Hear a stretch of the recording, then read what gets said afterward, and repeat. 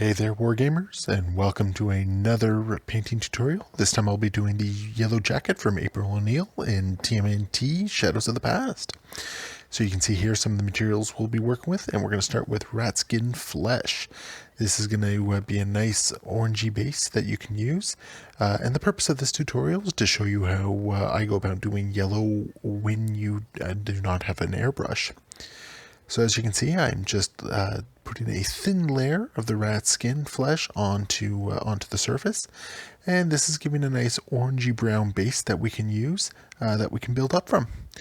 Moving on from there, we are going to switch to Averland Sunset. And once again, as always, use a thin down layer of this, and just use it to start building up the yellow tone.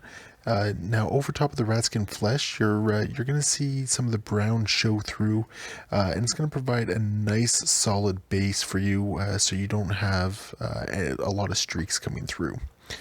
Moving on, we're going to shade it with Seraphim Sepia, and this is going to give it a bit of a warm look to it, as well as get into all the creases, and just provide that depth without destroying too much of the yellow tone that we've been working on.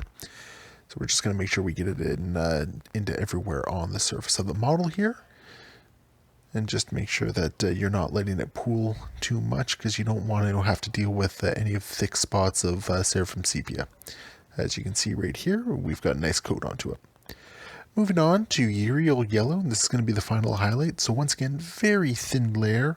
And we're just going to go over the raised areas of the jacket, just anywhere where the light would catch it the most. And we're just basically going to strengthen the yellow color wherever we can, just to make it look nice and bright, and as clean as we can. So it was, a couple thin layers of the Uriel Yellow will do the trick. And make sure it is good and thin, watered down, because you want to avoid as much streaks as you can. Finally, we're going to clean it all up with a glaze of Lamenter's Yellow, and this is just to tie everything together, just to help give it the look that we're hoping for with it, and just hide any imperfections we have on the model. So we're just going to go over the entire thing with a very thin glaze of the Lamenter's Yellow. Just make sure we get all the surfaces.